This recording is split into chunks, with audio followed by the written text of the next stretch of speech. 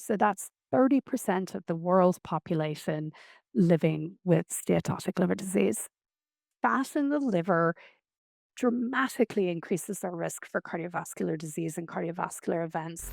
So, Professor Bernadette Moore, welcome to Stress Free Longevity. We usually start with introductions. If you don't mind just letting the listeners know where you are in the world and what your key interests are. Thank you, Owen. So I'm Professor Bernadette Moore, and I'm currently in my office at the University of Liverpool. My background is in nutritional sciences, specifically nutritional biochemistry. I did my PhD in the United States in Florida some years ago. And I suppose my passion is that for my whole life, what I'm most interested in is how dietary nutrients, the actual molecules in food, interact at a cellular level and predispose us to either health, longevity, or disease. And for the benefit of this talk, are there any relevant financial disclosures? No, I'm sad to say I have no financial disclosures.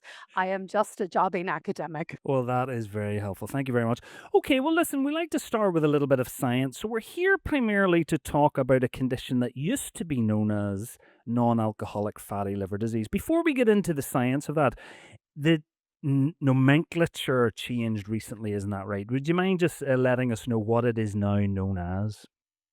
Thank you. So, yes. So, in 2023, there was the final round of a consensus process to change the name of this disease. So, non alcoholic fatty liver disease used to refer to what happened when fat accumulated in the liver and physicians had to rule out all other causes. So, in recognition of the last 15 years of research, it's now apparent that this disease is really caused by metabolic dysfunction. So, it's alphabet soup, it's a really long name, but it has been shifted to metabolic dysfunction associated steatotic liver disease. And that steatotic word simply means fatty, it's the scientific terminology for fatty. So, let's jump into a wee bit of the science. What exactly is this condition and how is it diagnosed? Thank you. So, steatotic liver disease, and that's an overarching umbrella term at the top, refers to the accumulation of fat in the liver. And that can occur from a bunch of different conditions. There are certain drugs. Sometimes people acquire fat in the liver from pregnancy. But what we're speaking about specifically, metabolic dysfunction associated steatotic liver disease, is really closely associated with obesity and any of the metabolic factors that we associate with what has been called metabolic syndrome. So that could be hypertension, it could be elevated lipids in your bloodstream, it could be insulin resistance or diabetes. So it's steatosis, fat in the liver, plus some aspect of metabolic dysfunction. And how common is this condition? It feels like it's on the rise. And should the average person be concerned? So, yes, the prevalence of the disease has increased dramatically. That may be because we're better at diagnosing it, but it's also because it's really closely linked with obesity. So, essentially, when you look at any country, the same percentage of people that are living with obesity, the same percentage will have steatotic liver disease. So here in the UK, that's about 24, 25%. The global average is now 30%. So that's 30% of the world's population living with steatotic liver disease. And in its simplest form, is this just an accumulation of fat in the body? Is it as we get obese, we see the visible fat, and then we hear about this ectopic fat around the organs? Is this fatty liver just part of this syndrome and it's an accumulation of fat throughout the body? Is that kind of basically it in its simplest form? Perhaps. I want to say yes, but I think it's important to note that in the last 15 years, we've identified genetic variants, so susceptibility alleles in our genetics that can predispose us for liver disease. So, yes, it is a function of excess adiposity, but not everybody gets it. So not every person with obesity will have steatotic liver disease. Most of them, but not everybody. And it's kind of like type 2 diabetes and cardiovascular disease. If we were to look at these cardiometabolic diseases, they overlap, but not perfectly. So some people will have diabetes without obesity. It's unusual, but it happens. Some people will have cardiovascular disease without diabetes and without fatty liver, but again, it's unusual. So genetic susceptibility might determine whether you get fat in the liver and whether or not that liver disease progresses. And speaking of obesity, obviously it's on the rise. Why is that, do you think? I know that's a very complicated, multifactorial question, but could you sum up why you think it is so much on the rise? Our food environment, our physical activity environment has changed absolutely, fundamentally, dramatically, beyond all shadow in the last 45 years. So what our food environment, food availability, the prices, the marketing, the ease, all of that is so incredibly different from where we were in the 60s or maybe even in the early 70s when people became a bit more wealthy and there was more food available to buy. But for me, if I had to pick only one reason, it's the changes in our physical activity, our lifestyles. We're both sitting right now in front of our computers. We're not doing farm work. The labor for food, I could go on, but I'll leave it there. And who's at risk? Are we all at risk? Is this something that if we have too much of an energy balance or imbalance, we're all at risk of accumulating weight and then the side effects of that? I would say almost everybody. So there was some great research from Cambridge University some years ago, which tried to identify genes that are associated with thinness, and thinness not necessarily from exercise or cancer, but we all have that one friend who is super slim, super tall, comes from super slim and super tall parents, and can just about eat whatever they want. Do they still have risk, Owen? They probably do, and we can talk about risk factors later. But I would say the vast majority of us, and anybody who is still normal weight in their 50s, including myself, we have to work at it. Our food environment is now really difficult. So staying a normal weight your whole life is hard work. And then, of course, you hear about that group of people who are thin. They look thin, but they still have the cardiometabolic disease, maybe some fat accumulation around the organs. Tell me a little bit about those people and maybe what is their risk profile? How would they know if they are at risk if they don't show the obvious outward signs? People, thin steatotic liver disease does exist, and it's something we're still learning more about. In general, I would tell any thin person that they don't get off the hook in terms of needing exercise and good nutrition to prevent not just steatotic liver disease, but also cardiovascular disease. So I don't want to give the message that you can't improve your health by eating properly, even if you're thin. What we know so far is that particularly our Southeast Asian friends, so there's ethnicities where cardiometabolic disease risk starts at much lower BMIs than for Caucasians or white people, I should say. So I think there is this concept of thin on the outside and fat on the inside, and that you use the word ectopic fat, so fat that's wrapped around the organs, and that's usually associated with a lot of inactivity, so a lack of exercise. And just sticking with risk factors, do you mind expanding on the genetic risk as well? Because it seems like it often runs in families. Can you tell us a wee bit more about that? Yeah, so since I've been in the field, multiple genetic variants, so we say alleles, but we're talking about genes that you get from your mum and you get from your dad. And there are genetic risk factors for liver disease in general. Actually, what's been really interesting, Owen, is that although we identified these genetic risk factors first for steatotic liver disease, it turns out they're risk factors for liver disease progression. And what that means is that the environment is really critical. So, for instance, there's one particular gene that if you have one allele, you're more at risk for cardiovascular disease. And if you have the other, you're more at risk for liver disease. So that sounds like damned if you do, damned if you don't. However, the critical factor is whether or not there is an environmental risk factor. So that weight gain, that insulin resistance, the lack of activity, these are all the risk factors that cause, I don't want to say the genes to activate, but you can think of it like that. You get these hereditary risk factors, but they're not a death sentence. They're not a guarantee that you're going to give liver disease.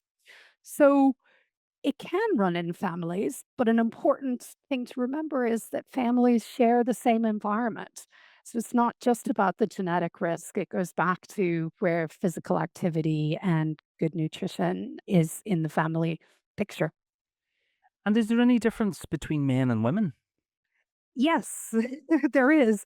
And interestingly, like many other cardiometabolic diseases, so if you look at overall prevalence, men have more steatotic liver disease than women, but women's risk dramatically increases with menopause, just like their risk for cardiovascular disease and type 2 diabetes increases.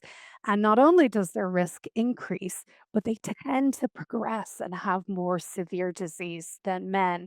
So it's a misnomer to worry about one gender over the other. And yeah, menopause can make a big difference to a person's risk, a woman's risk for steatotic liver disease. Okay, well, in terms of detection, thinking of steatotic liver disease specifically, is it something that we should presume that we have if we are of a certain weight or BMI? Is that just the reality? And in terms of maybe that thinner demographic, that thin but internal fat, how would those people, what would maybe be the indicators that it's something that they should be concerned about or maybe speak to their doctor about? Yeah, so that's a great question. Interestingly, the WHO has just come out with new obesity diagnostic criteria in the last couple of days. So BMI alone is not a great surrogate of adiposity. It works okay, but not for athletes. But BMI with waist circumference, so very cheap, easy, quick measure of risk is your waist circumference. And we all know, are your trousers tight? Did you go up 2 sizes? Did you go up 4 sizes? Waist circumference is a really good proxy for whether or not you've got ectopic fat, not just in the liver, but also in the pancreas and increasing risk of both steatotic liver disease and type 2 diabetes. So when should someone ask their doctor about this, or I guess seek to have this condition diagnosed? If someone is obese, maybe has type 2 diabetes, is that enough? Do you know that they have cardiometabolic syndrome? Or do you think there's a benefit in then testing to see whether there is evidence of fat around the organs, but specifically the liver in this case? I think this is gonna be patient to patient. The example that you've just given is somebody living with obesity who has been diagnosed with type 2 diabetes. All odds are that they also have fatty liver.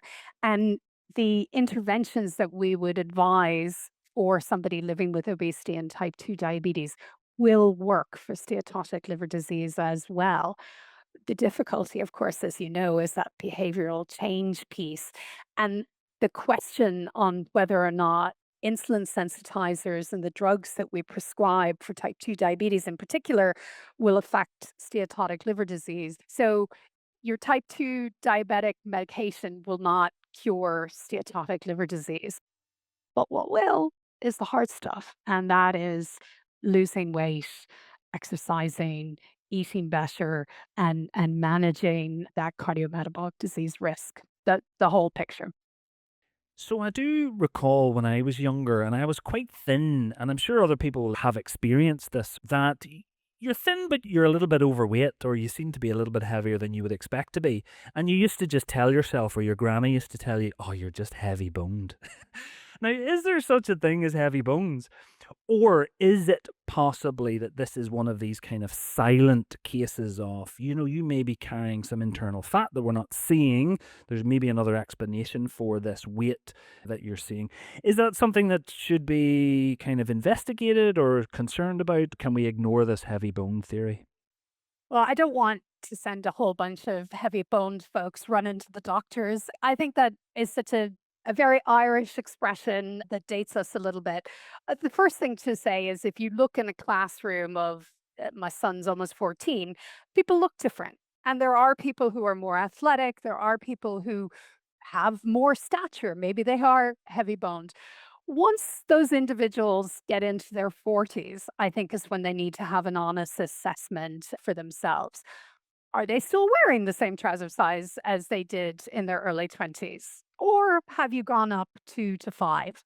Trouser size is a real good proxy for waist circumference. So I believe that people can be healthy in a variety of different phenotypes.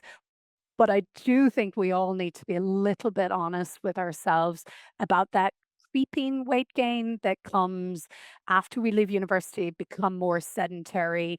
Maybe we fall in love, we start cooking dinner for our family, we start enjoying food more. We all need to be more moderate as we age, I think.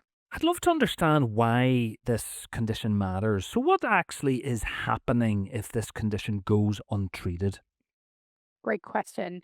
So, the audience may know that the liver is where all dietary nutrients end up. So we eat food, fats circulate around the lymph, proteins and carbohydrates go straight to the liver. Everything gets metabolized. All drugs, all xenobiotics, foreign substances, everything goes to the liver first. And the liver's job is nutrient metabolism. That is what it is meant to do. It is meant to break down these nutrients and then build them back up into essential molecules that we need and ship them out to the body. So essentially, how steatosis occurs is when that system gets overloaded. So you just have an unending supply of nutrients for metabolism, and that puts stress on the liver. So, normal metabolic processes that generate reactive oxygen species, that all happens normally. And in fact, what we're meant to do is deal with breakfast, lunch, dinner, right? The liver is meant to keep our blood glucose levels normal throughout the day, whether or not we've just had a meal or we need to have one. So when you've got too much, the metabolism, the flux through the liver is pushed. And I suppose one of the interesting things from a research point of view is one of the things that has completely changed in the last 20 plus years is our understanding of fat. So it used to be that we thought adipose was just a sink of fat and that fat in the liver was okay. But the actual components of that fat are signaling molecules in and of their own right. So the worst thing that can happen with steatotic liver disease is that the liver can you can then become insulin resistance. So nobody knows which comes first. It differs from person to person. Some people might get type 2 diabetes first and then they'll get steatotic liver disease. But for a lot of people, getting steatosis in your liver then increases your susceptibility of developing insulin resistance. And that's because of these lipid molecules themselves are, in fact, signaling molecules. So, this diagnosis of steatotic liver disease, how concerned should a doctor be and a patient be? And if you don't mind, I was going to ask you how you would describe the diagnosis to someone. Presuming a friend or someone that has just been given this condition, they're not really sure what it means. How would you deliver the message to them? What does it mean for their health trajectory? And how would you deliver it in a way that motivates action? Such a great question. I think one of the challenges that we have in the field is that going back 20 years ago, people did think that, and it was used to be called simple steatosis, and that it was benign. It wasn't something to worry about. But we now know that's not true. So you can't get steatohepatitis. That's the more severe inflammatory disease. And then comes fibrosis and then comes liver cirrhosis. You can't get to any of those steps without first having steatosis. So GPs, people giving the message of a steatotic liver disease diagnosis, need to convey that this is a disease. The word disease is in the name for a reason. And left unchecked, while yes, there is increased risk for more advanced liver disease. And in fact, in the United States, steatotic liver disease is now about to become the number one reason for liver transplantation. So it can be very severe, but perhaps in terms of numbers, more impactfully than that, is fat in the liver dramatically increases our risk for cardiovascular disease and cardiovascular events. So it's associated with reduced overall mortality. So fewer years of your life associated with heart attacks and stroke and type 2 diabetes. So the health trajectory for somebody who ignores steatotic liver disease is not good. And I think we need to find a way to deliver that in a way that is empowers people to take action. Not so scary that it's a death sentence, but that we can change it. It's reversible. And the earlier it's caught, the better it can be reversed. And that people should take action and take action before you need to be prescribed drugs for life. Which leads us nicely into taking action, if that's okay. So, if someone discovers they have this liver condition, what should the first steps be? And what is the overall aim? Is it weight loss by any means, or how would you describe the kind of general approach to treating this condition? Yes. So weight loss is definitely the front line, the first thing that's recommended by clinicians. And some research has kind of defined percentages of body weight that should be lost to make clinical differences. And one of the big messages that I would give your audience is this is a much smaller percentage than becoming slim and fabulous. The message is not weight loss to get back into your skinny jeans, but for somebody who has steatosis, maybe 3 to 5% body weight loss. It will depend on the person's starting point. If they have steatohepatitis or fibrosis, which is really concerning if somebody has fibrosis on their initial diagnosis, the percentage increases. So, yes, weight loss. I'm a nutritional scientist, so I'm not going to say by any means possible, but we can talk about that maybe with your next question. And just to be clear, is it general weight loss? I presume you can't target organ fat specifically. Is it just you just need to lose weight? And as you lose weight from all parts of the body, ultimately it will also be lost from the organs. Is that fair? It is fair. However, we do have a handle, and I can't wait for you to ask me about it, about some nutrition-based approaches that appear to be quite beneficial for the liver. Will they be beneficial for the rest of the body? Yes, but I think it is weight loss by any means possible. Could be by exercise, could be by nutrition, a combination of the two, and we should talk about that. Seem to be particularly good for the liver. There are new weight loss drug medications out there, could be through those as well. But yeah, let's talk further about what I think we can do to really benefit the liver. Yeah, we're going to dive into each of those specifically in a minute. I was just wondering, broadly speaking, what makes the biggest difference in terms of weight loss? Obviously, you've got nutrition, you've got exercise. Is it a nice combination of lots of lifestyle factors, or is there one that maybe has the greatest benefit? Yeah, my own group have done studies where we've put exercise versus a nutrition intervention. And we know absolutely if you put people on a 12-week nutrition intervention and a 12-week exercise intervention, both will improve their liver disease. That's really important. But the dietary group will lose more weight. So, in fact, something that can be quite frustrating for people when they start exercising, if their mission is weight loss, is that they might not lose as much weight as they'd like. But if you're measuring their waist circumference, they will lose centimeters from that that make a big difference. So The consensus in the field is that a combination is ideal. And this is because exercise has metabolic advantages to the liver. So it's simplistic, but you can think about exercise as speeding up your metabolism, and it behaves differently from how a dietary intervention, let's say you eliminate sugar, or let's say you were drinking a little bit too much and you've eliminated alcohol. You will lose fat in your liver much more quickly through that, reducing energy in your diet, reducing how many calories you consume.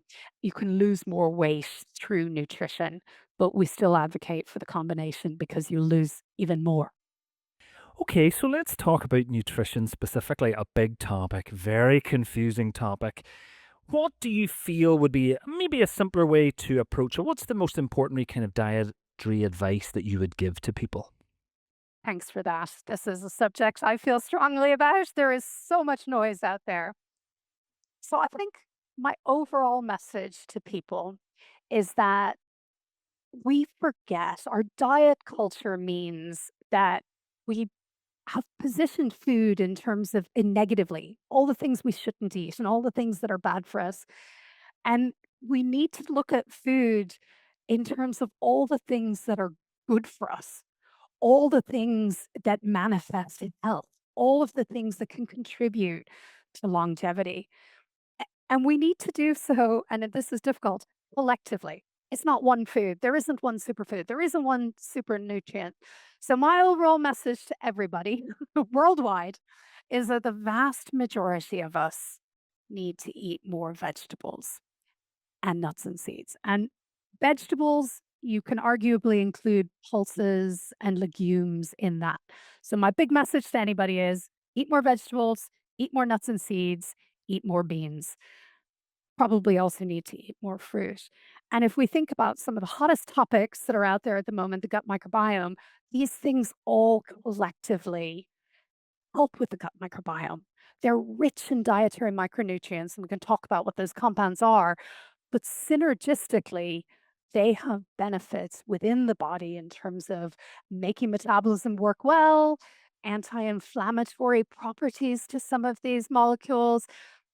Anyway, the advice is eat more of the things that are good for you. And I Focus get, on the positive.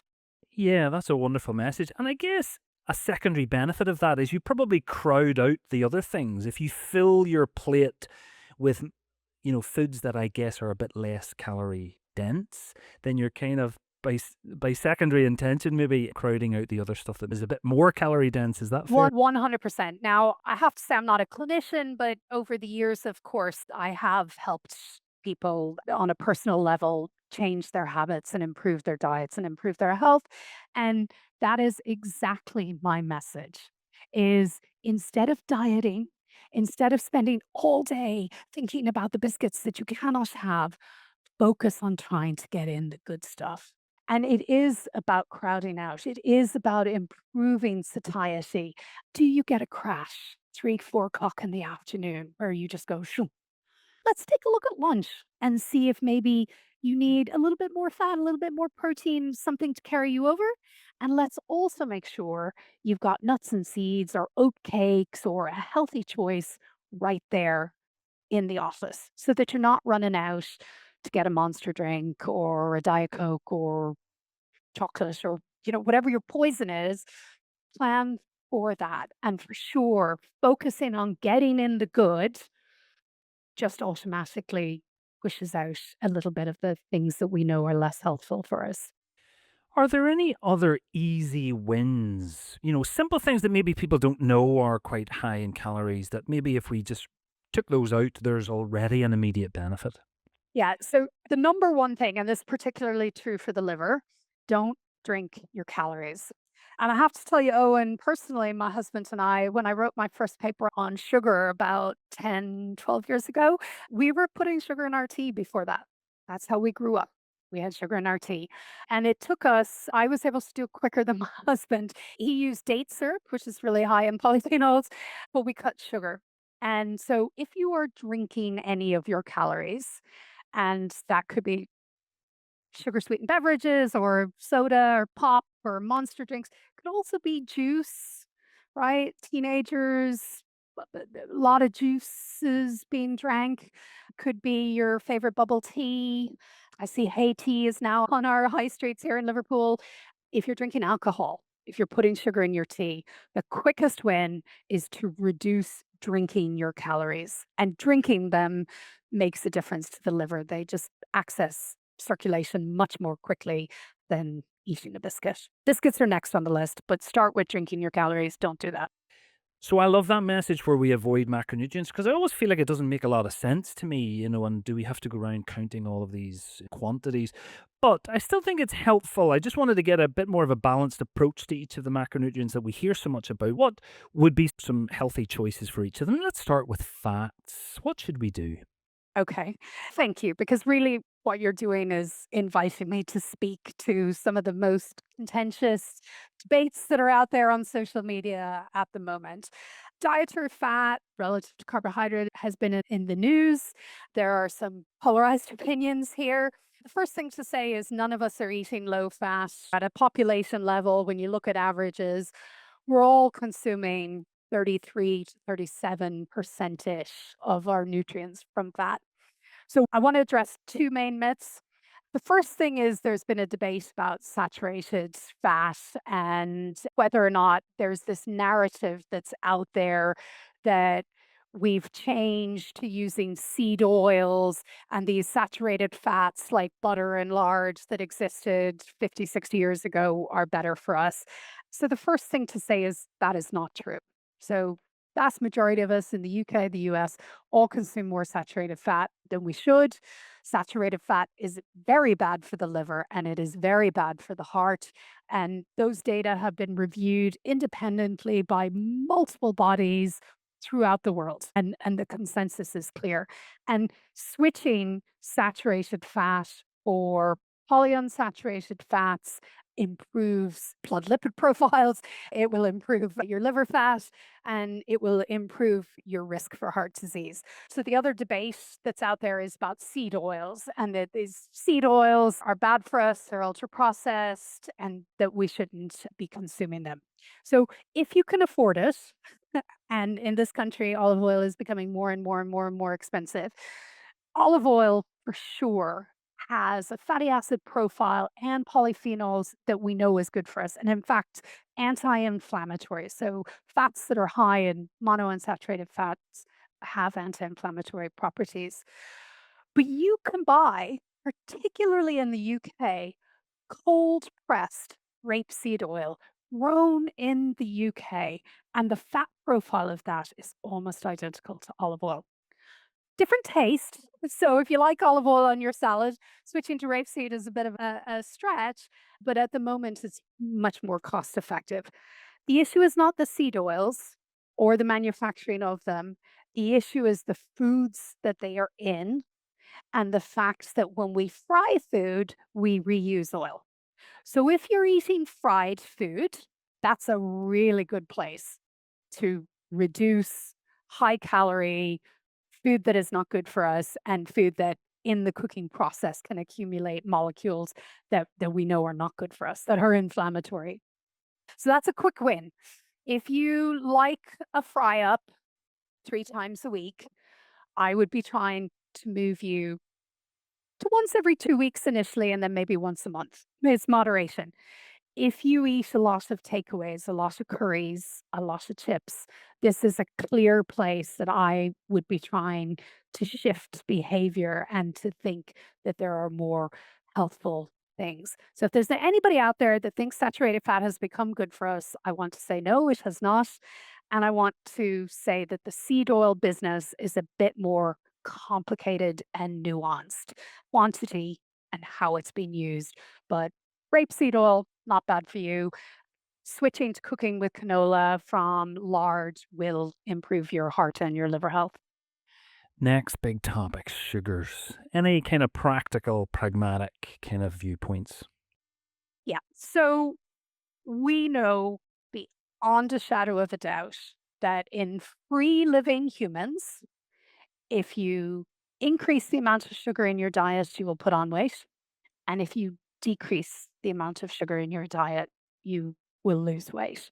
So, are sugars a poison or a toxin? I really don't like these words, but you're not getting any vitamins or minerals or polyphenols or micronutrients or anything like that in sugar. What you're getting is energy. So if you are a very healthy, active human who's brushing their teeth and doesn't have a weight problem, sugary food is probably not going to kill you. But if you are somebody who is living with either steatotic liver disease, insulin resistance, or type 2 diabetes, or just extra weight that you'd like to shift, cut the sugar. You don't need it. And you can do it slowly, and you would be amazed at how much sugar you can cut from recipes for children and have them still think they're delicious. And it's about gradually titrating down if you are a high sugar consumer. And you know if you are. Do you have biscuits with your tea most days? That's something that can easily be reduced, replaced with a piece of fruit, an oat cake, something that is a bit more healthful that will sustain you a little bit longer. So, if sweet is your go to, there are tricks that we can help you shift just a little bit. The next big topic seems to be the big current one is protein. Any kind of broad kind of considerations Uh, there? the protein debate is really loud at the moment, and I don't want to wade in too much because there are other experts. I will say, and I think I said this to you previously, Owen, as a nutritional scientist, on no day of the week do I ever count up how much protein or fat or carbohydrates am I consuming. And I don't think too many nutritional scientists do. So the protein requirements were established some decades ago, and the vast majority of people in the UK and the US and Australia are generally getting most of the protein that we think we need as a base. Higher protein does lead to satiety. So, satiety, that feeling of being full. Higher protein might be required for athletes. Higher protein generally something we recommend for menopausal women. And then even as you get older, so elderly people over the age of 65, they're the ones we worry about protein, people living alone, people who are not having meals. It's quite easy for an elderly homebound person not to get enough protein in the day. So I personally think we need a bit more protein than those minimum thresholds for life that were set some years ago, but I'm a bit on the fence as to how high we need to go. I think we're somewhere in the middle. So maybe not the lowest of the base requirement, but there are some advocates for ridiculously high protein diets that I disagree with and I don't think are appropriate for the human body. Higher protein breakfast. Breakfast is one place that traditionally, I say traditionally, in the last 100 years when cereal came to be, cereal and milk is the go to, quick, easy. If my son takes it, I'm delighted.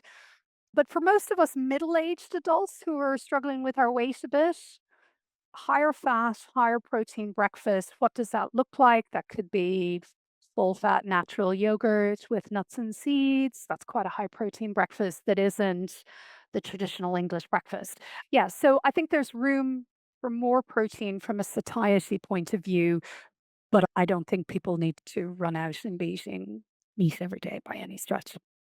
Plant protein, we need more plant proteins. And just when you thought you were maybe not going to have another difficult one, ultra processed foods, a difficult topic, big topic, but I'd love to hear your opinion on that. Ah, thank you. Again, another very contentious topic. Now, I switched from using my first name, Jennifer, to my middle name, Bernadette, when I got my PhD. And it was really interesting how polarized everybody was about that. And I came back to a rose by any other name would it not smell as sweet. So, ultra processed food is this new terminology. Is this junk food? Is this the Western diet?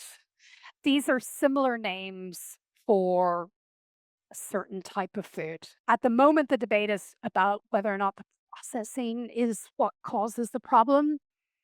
It may be, the science is still evolving, but I think the real big thing is that what we call ultra processed food is what we used to call the junk food, or we used to call the Western diet, or here in this country, we refer to as high fat, high salt, high sugar foods.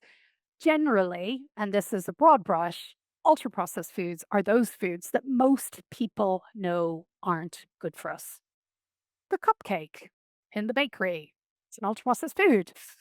But a cupcake that you make at home is still high in sugar and high in carbohydrates and maybe high in fats, depending on the icing. Not buying the cupcake that's ultra processed and sold in the store and going home and eating 3 cupcakes that you've made yourself, that's not a practical solution. So I think the terminology can be problematic, but if it's helping more people recognize food in the grocery store that is not helpful, I'll go with it.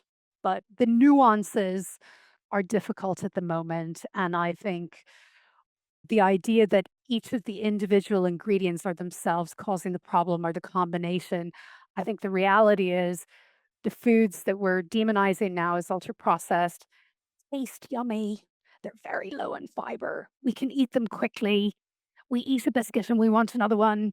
We eat half a bag of crisps. The crisp bag says there's 5 servings. We can eat the full bag. They're yummy. They're moreish, and they're high fat and they're high salt and they're high sugar. And it's not the fat that's good for us. So in general, ultra processed foods tends to be unhealthy food.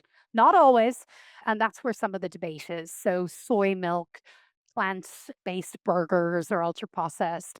Bread, so I'm an Irish woman, Irish brown bread, seeded sourdough. I really struggle with the concept that a staple food is bad for us. And I'm also not convinced that the bread you make at home in your kitchen, if you're so privileged and so wealthy that you have that time and you have the kitchen and you have the ingredients and you can make your own bread, is any better for you. So, thinking of weight loss per se, is it best to have a low and slow approach?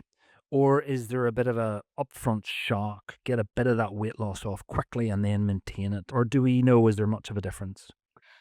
Great question. And I think it really depends on where you are. So this is going to be person to person. So 30 years ago, there was this idea that low and slow was the way to go. And the advice was no more than a pound a week. However, for people living with severe obesity, and by this I mean a BMI of 40 or higher, and those individuals are different from those of us who are, let's say, in our 40s and maybe between a BMI of 27 and 33, right? So the advice you give one category is not what you would give the other. But there are several things that are associated with weight loss success and then weight loss maintenance. And if we look far out, so a year after people have gone through an intervention program, how much weight they lose in the first month. So the more you lose in that first month associated with greater weight loss at the end of the year, how much you exercise, how many of the nutrition education sessions that people went to. There are other factors as well, but it does appear that there's something about quite rapid weight loss in the beginning. Whether it's metabolic or motivational, I think that's a bit more nuanced. And it's worth pointing out here in the UK, Roy Taylor and Mike Lean, there is a weight loss approach, which is very much cutting calories really extremely in the first 12 weeks, using shakes and soups and replacement meals, and then slowly building back up to a normal diet. Now, that approach works, and not only does it work, but you can put type 2 diabetes and steatotic liver disease into complete remission. It doesn't work always, and it doesn't work for everybody. And while some people really like it, other people don't. So I want to acknowledge that these approaches work. But if we go back to where I think the majority of people are, and the people I'm worried about, Owen. So I am talking about the 40 to 55-year-old set that have put on weight. They go to their GPs, they have 10 minutes with their GP. The GP is not going to say anything about their weight because maybe they look like they're heavy boned, right? They might not look like what you think extreme obesity is. For those folks, I am meeting them where they're at. I do not want somebody who hasn't run since they were 18 going out and trying a running program and getting shin splints in their first week and then giving up. So if you do no exercise, I just want you to go for a 20-minute walk after your dinner. Mm, and I want you to get up from your desk every 30 minutes or so. I want you to park your car further away, walk in. I want you to take the stairs. Any activity. So there is a reason why people in cities weigh less than people in rural environments. And that is just because of activity that nobody counts as exercise, catching the bus, catching the tube, walking to catch your public transport. So, my favorite cheap tool is to monitor steps and then to talk about shifting the diet because I don't want people to go on a diet that they cannot sustain. And this is the most difficult message that we have. And that is you have to change your lifestyle forever. If you were hypothyroid and we put you on thyroid medicine, we wouldn't put you on thyroid medicine for 12 weeks and then take you off and expect your thyroid function to be perfect. If you're living with overweight or obesity, you have to change your lifestyle forever. So, going on a diet that's not sustainable is almost worse because then people develop cravings. It's what we talked about, right? Fill the positive, push out the negative, but these messages must be framed positively, not you should not do this, you should not do that, you should not do the other thing, because that's only going to fuel cravings and then shame when it doesn't work out. So it's just not a good thing. You touched on something there that I just wanted to expand on, and that was the timing of food. You mentioned exercising after food. Is there a better time of day to have your heavier meals? Is there an association between eating and exercising that maybe could add some additional benefits to weight loss and weight gain? And that's probably enough, but I was going to throw in fasting, another popular topic. Is there a role? Is that just useful for some people? There's a lot to unpack there. There is a lot to unpack there. So there is some advice around meal timing, but I want to start by being culturally aware. Okay. So there are cultures that eat very late at night. So again, meet people where they're at. For most of us in the UK who eat breakfast, lunch, and dinner at typical times, I would encourage people to eat their meal earlier in the evening and to try to get that walk. And for anybody who is using a continuous glucose monitor, you can see in real time the difference that a 20-minute walk will make to your glycemic response from food. And you mentioned fasting at the end. So the first thing is, and we can cover this again later, but lots of diets work. Most diets work for 10, 12 weeks. What makes a difference as to whether or not somebody has maintained their weight loss at the 1 year mark. So lots of studies are done to 6 months, and you can pit things against each other at the 6 month mark, and you'll see a difference. And then you look at a year, and most people have gained back some of the weight. When we look at the folks that have maintained the weight, it's really about embedding in this lifestyle piece. So some people can do intermittent fasting and they find the bee's knees. Some people are going to wake up in the morning hungry, but the earlier you eat and the better you sleep, the longer that stretch is. So are you going 12 hours without any food? The truth is, we evolved to have food periodically, and our snacking culture, our continuous wanting a diet soda or something, means that many of us are eating all day long. So, just reducing that time can help. So, if somebody typically eats their dinner in the early evening or maybe 8, 9, and they can push that back a little bit, go for that walk and not eat again until breakfast time. I think that's probably beneficial for them. But I wouldn't say that to somebody from a Mediterranean country or from the Middle East. There are cultural reasons why people aren't going to shift this. I think the message is it the fasting or is it just reducing the overall energy that you've consumed in the day? And I think it's that latter. And then if you are waking up early in the morning, really starving, I talk to people about what that meal might have looked like. So personally, big bowl of pasta without a meat sauce, pesto or something. I wake up the next morning and I'm hungry. I know I've had high carbohydrate meal for dinner. So we can shift the food a bit so people aren't waking up hungry. But I'm nervous about making an absolute statement without acknowledging people's cultural preferences. What are the best ways to measure impact? Should we buy a set of scales? And now scales are getting so modern, they're now estimating your fat percentage. Are these accurate? If someone was wanting to lose some weight, what do you think is the best way to measure that? And should we just set a target and aim to achieve that target? Or what do you think is a sensible approach for people? So, monitoring. So, when we are trying to help people manage their obesity and treating people for obesity, behavioral change, self monitoring, peer interactions, those are all really important. It could be scales, it could be your waist. We have to be careful not to make people paranoid. So, the most sensible advice that I've heard recently is that you weigh yourself once a week.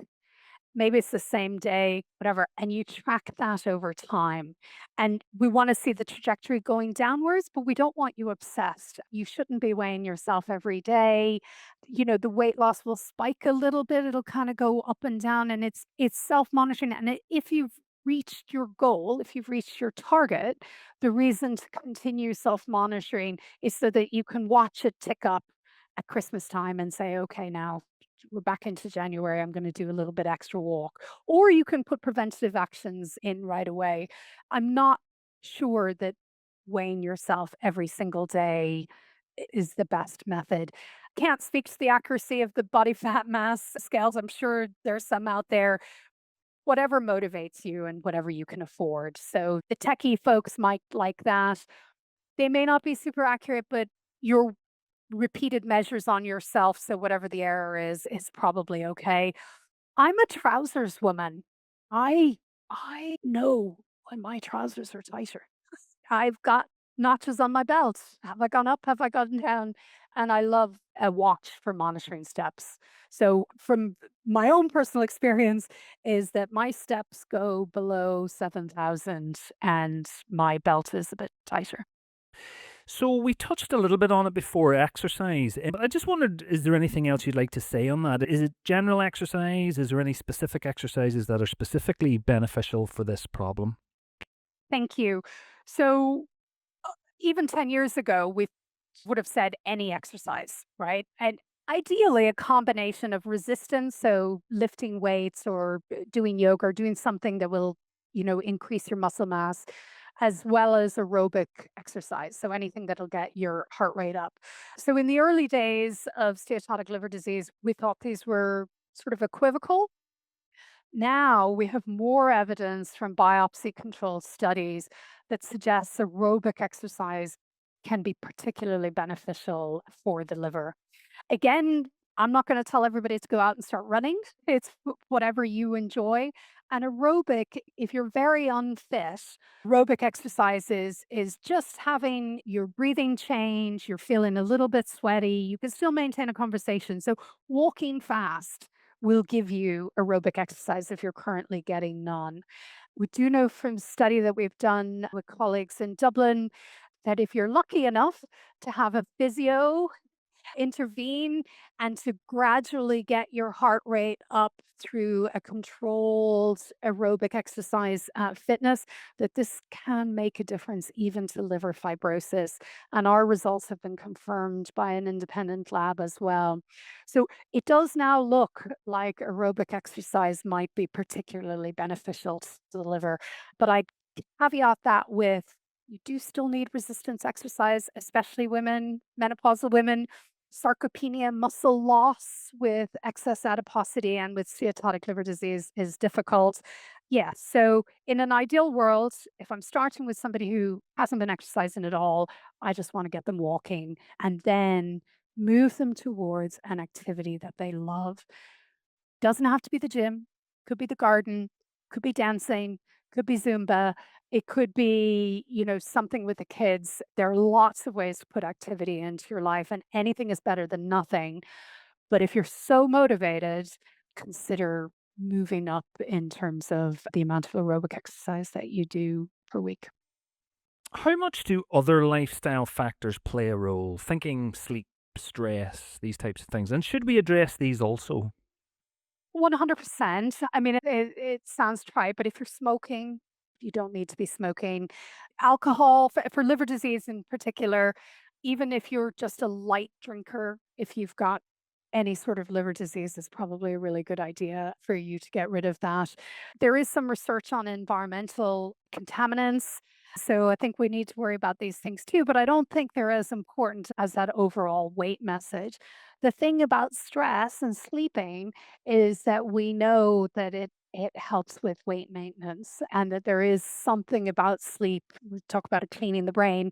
Sleep is good for us. Stress is not good for us. Cortisol raises these inflammatory molecules that not only help us put on weight, but they create the inflammatory milieu internally that leads to cardiometabolic disease. Because really, living with an extra bit of cuddle is not an issue. The only issue that we worry about with extra cuddle is when you have cardiometabolic disease, and that's all about inflammation and where is the amount of inflammation in the body. And that's difficult to measure, but there are things that we know that are beneficial. Good food, good exercise, good sleep.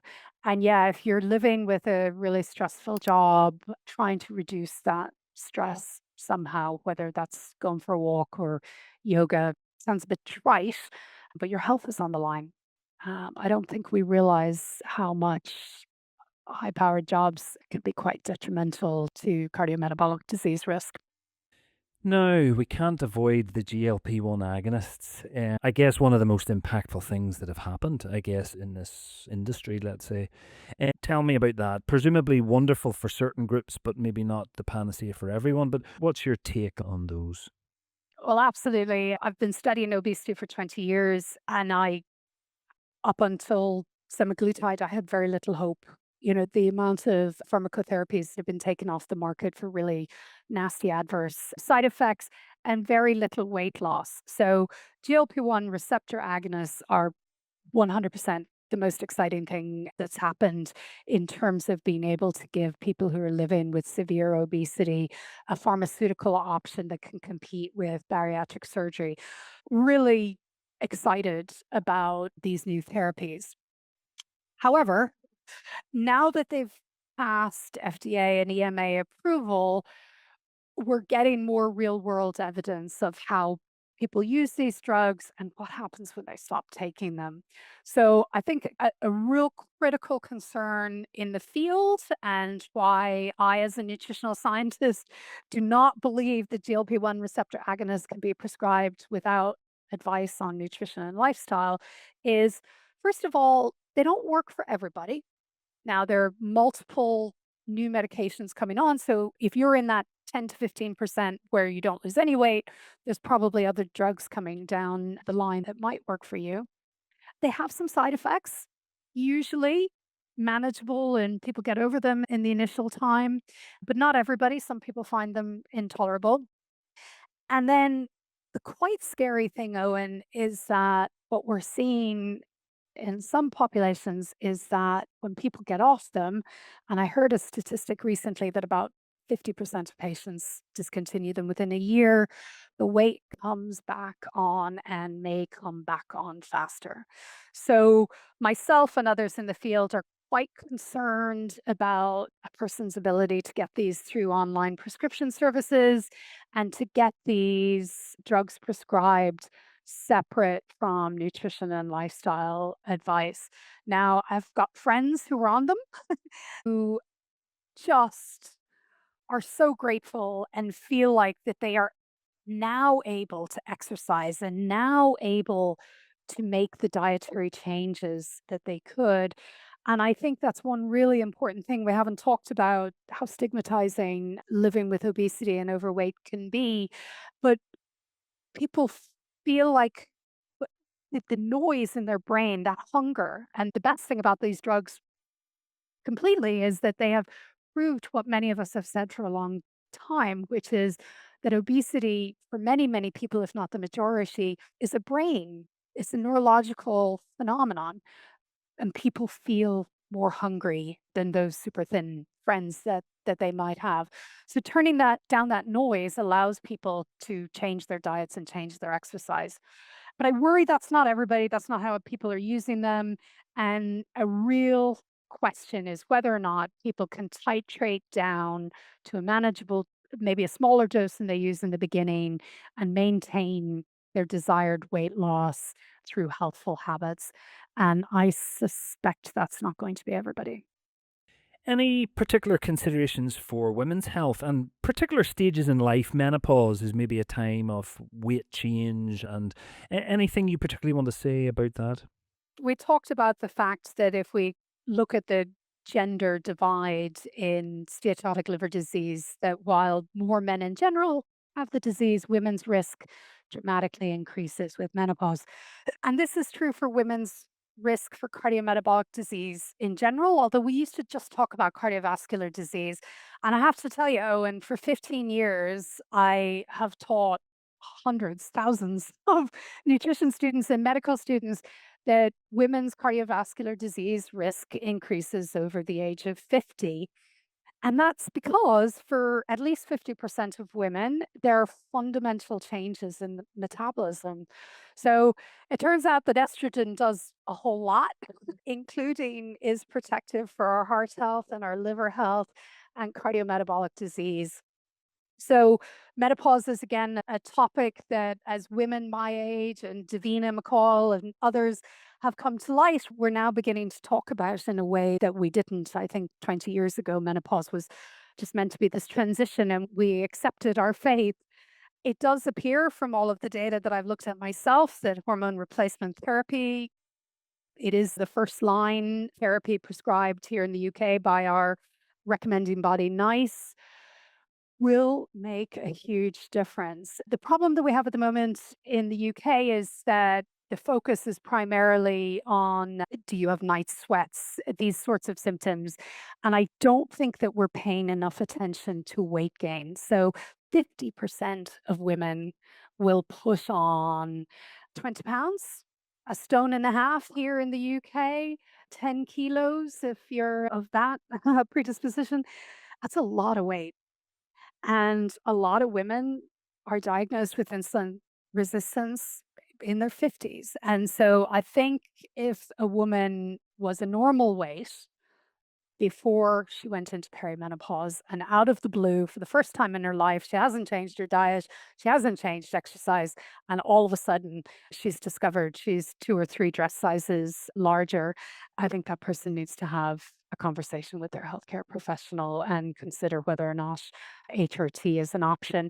Because if you're already exercising and you're already eating well, how much more are you going to do? So there are women who go into perimenopause already living with overweight, and that might be a different story. But to any woman who has put on a significant amount of weight, somewhere between the ages of 45 and 52, I think you should have a conversation with your healthcare professional because your risk for liver disease, for heart disease, and for a whole host of other unpleasant things like UTIs and bone breaks has just dramatically gone up. Now, you are competing against social media, which I'm sure must be so challenging for scientists. It's a very crowded, noisy place. Are there any misconceptions or any popular health trends or anything else that you're seeing at the moment that you would want to maybe address or challenge? Anything that we should be cautious about when it comes to the messaging on social media? Yeah, it is a place of extremes. And thank you for having me on this podcast. Oh, this is the first that I've chosen, and I did choose it because of your desire for nuance. I think there's a lot of trends out there, so I can't cover them all. I struggle with the keto carnivore sphere of social network. I struggle, on the other hand, with what I refer to as the longevity bros. There's a lot of supplements being sold for which we do not have the standard of evidence that we expect from our pharmaceuticals. So buyer beware.